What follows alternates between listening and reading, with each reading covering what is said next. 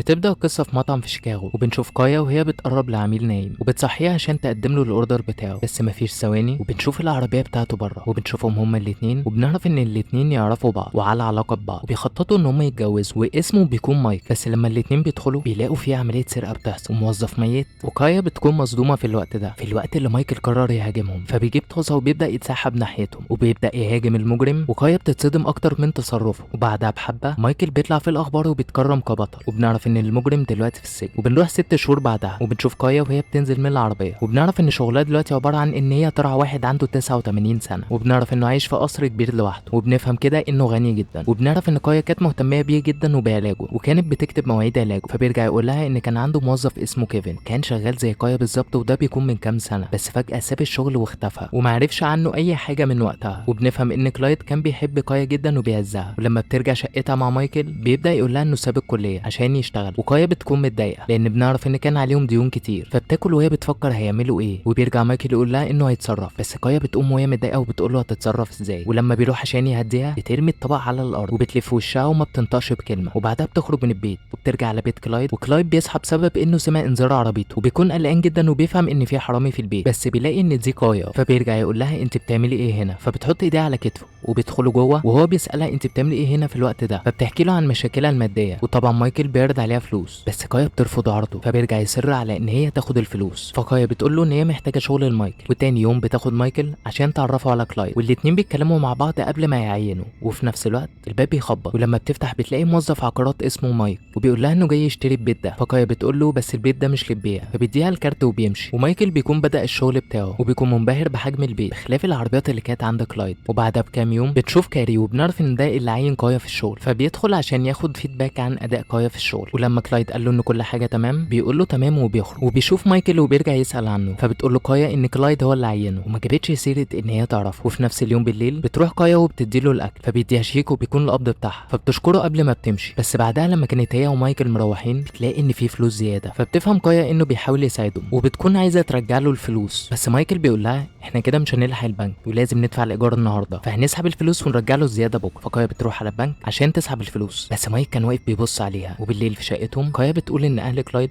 ماتوا من 30 سنه وانه الوحيد وعمره ما اتجوز. وتاني يوم كايا بتكون رايحه الشغل بتجهز فطار لكلايد، بس لما بتروح المكتب بتاعه بتتصدم من اللي شافته، وبتلاقي الاسطوانه شغاله وكلايد ما بيتحركش، فبتقرب له وهي قلقانه وبتجس النبض بتاعه، بس بتلاقيه ميت. فبعدها بحبه بتقعد تعيط، ومايكل كان بيهديها قبل ما يبدا يفتش المكان، وبيلاقي جوابات وصور وذكريات كتير لمايكل، بس لما بيفتح صندوق بيلاقي فلوس كتير فيه، فبيتصدموا هما الاتنين، فطبعا بيتنحوا هما الاتنين. فكايا بتقول ما ينفعش ناخد الفلوس، فمايكل بيقول لها ان كلايد ما عندوش وريث، بمعنى ان الفلوس دي هتروح للحكومه فاحنا اولى بيها. فكايا بتقتنع بكلامه، فمايكل بيضحك وبياخدوا الفلوس. وبعدها بحبه الشرطه طبعا بتوصل عشان يتاكدوا ان مفيش اي شبهه جنائيه، وبيعرفوا ان مفيش اي وريث تاني بخلاف انه كان بياخد ادويه كتير. فكايا بتطلب ان الرماد بتاعه يبقى في الجنينه زي ما كان هو عايز، فبتروح كايا بعدها عشان تطلب وظيفه تانية، بس طلبها ما بيتقبلش لان التحقيق لسه ما خلصش في الواقعه بتاعت كلايد. فكايا بتتفاجئ ان هي متهمه في الموضوع، بس بيرجع يقول لها ان ده روتين طبيعي. بعدها مايكل بيجيله مكالمه من الشركه اللي قدم فيها، اللي قالوا له انه اترفض في الشغل اللي قدم عليه، فبيروح وهو متضايق للقصر وبيطلع على فوق وبيبدا يعد الفلوس، فبيسمع صوت الازاز بيتكسر، فبيروح عشان يشوف فيه ايه، وبيلاقي الازاز على الارض وبيكون مش فاهم فيه ايه، وقبل ما يستوعب اي حاجه بيتضرب على دماغه. وبعدها مايكل بيفوق وبيلاقي كايا قدامه، فبيقول لها ان المبلغ كبير جدا، وبيبداوا يتكلموا عن الدخيل ان هم مش عارفين هو مين، وان فلوس اكتر من 200,000 دولار، فطبعا بيقرروا يودعوا الفلوس في خزنه بنك، بس مايك كان بيراقبهم. وتاني يوم المحققه بتقول لهم ان كلايد معهوش فلوس كفايه عشان يتعمل له عزا، فكايا بتعرض ان هي تدفع فلوس العزا، ومايكل بيأكد على كلامها. وبعدها بنروح على اليوم بتاع العزا، فبتدخل واحده القاعه وبتقول لهم ان هي المحاميه بتاعته، وان وصيه كلايد الاخيره ان كايا تورث كل املاكه وفلوسه. فبتتفاجئ كايا وتسالها ازاي، فبتقول لها ان الوصيه دي عملها قبل ما يتوفى باسبوعين، فبتوريها الوصيه بتاعته وبيتفاجئوا ان هم بقوا اغنياء. وتاني يوم مايكل بتجيله مكالمه عن الحادثه بتاعه المطعم، فبيروح على اسم الشرطه وبيسال الموظفه عن المكالمه، بس قالوا له ان القضيه مقفوله من شهور ومحدش كلم مايكل او اتصل بيه من اسم الشرطه. وفي نفس الوقت في البيت عند كايا بنشوف مايك وهو في البيت عندها، بس المره دي كان بيهددها في ان هي تبيع البيت، بس لما بترفض بيقول لها ان هي اللي قتلت كلايد. فكايا بتقول له ان هي هتتصل بالشرطه، فخاف وخرج من المكان. وبالليل كايا كانت بتتكلم مع مايكل عن اللي حصل، بس مايكل قال لها كبري دماغك. وبعدها بتلاقي ساعه غاليه جدا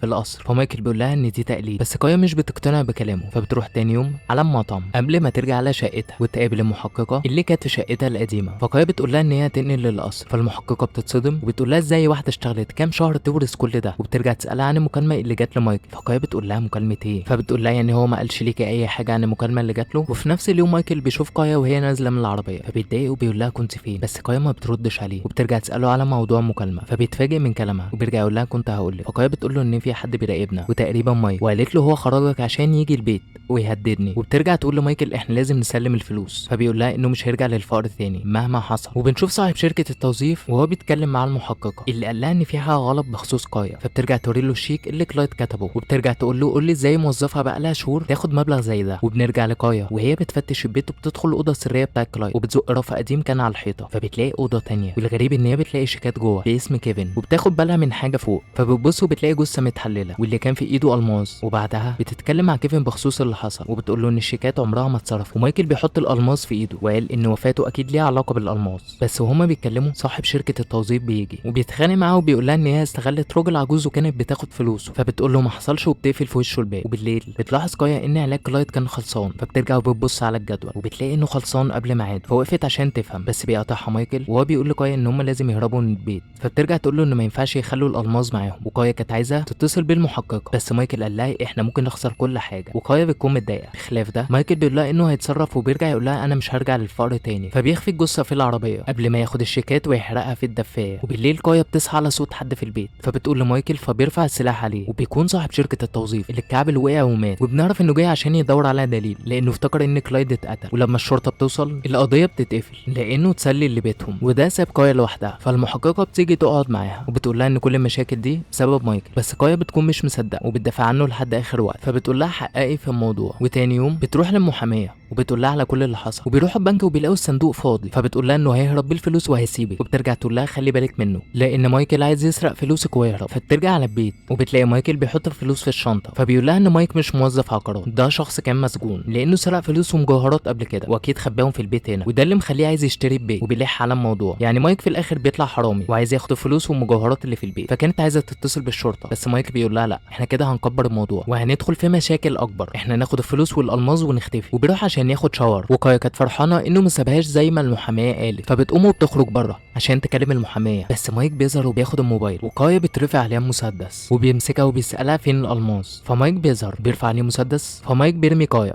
وبيضرب نار على مايكل وبيمشي ناحيته عشان يموته، بس مايكل بيضربه بالنار وبيموته. فكايا بتروح وبتمسك مايكل وبيقول لها حاجه ليها علاقه بالجنينه بس ما فهمتش كلامه وقتها. وبعدها بيموت. وبنشوف المحاميه وهي بتكلموا عن الالماس وبتقول لها محتاجين نلاقيهم قبل ما الشرطه ما توصل. وكايا بتقول لها دول ب 2 مليون. فالمحاميه بتقول لها لا دول 4. فبتقول لها على مكانهم. فبتقوم وبتروح على هناك بس كايا بتسكت للحظات وبتقول لها عرفت منين ان هم 4 مليون. فبترجع تقول لها ان هي كانت شغاله مع مايك وان هم اللي قتلوا الشخص اللي هي لقيته فوق وخبوا المجوهرات قبل ما مايك ما يقبض عليهم، وان هم برضو اللي سمموا كلايد. وبعد ما قالت لها كل ده بترفع مسدسها ناحيتها بس المحققه بتيجي. فالمحاميه بتهددها وبتقول لها لو اتحركتي هموتها. فالمحققه بتقول لها المكان كله متحاصر. فبترفع مسدس عليها والمحققه بتنط على الارض وبتضربها بالنار وبتموت. وبعدها بشهور بنشوف كايا والمحققه بتيجي وبترجع تسالها على مكان المجوهرات بس كايا بتقول لها ما اعرفش. فالمحققه بتبتسم وبتمشي. وبعدها كايا بتشغل الحنفيه وبنشوف الميه وهي بتيجي على مجوهرات في المكان اللي مايكل دفنهم فيه بس. وبيخلص الفيلم على كده. ولو الفيديو عجبك اعمل اشتراك في القناه.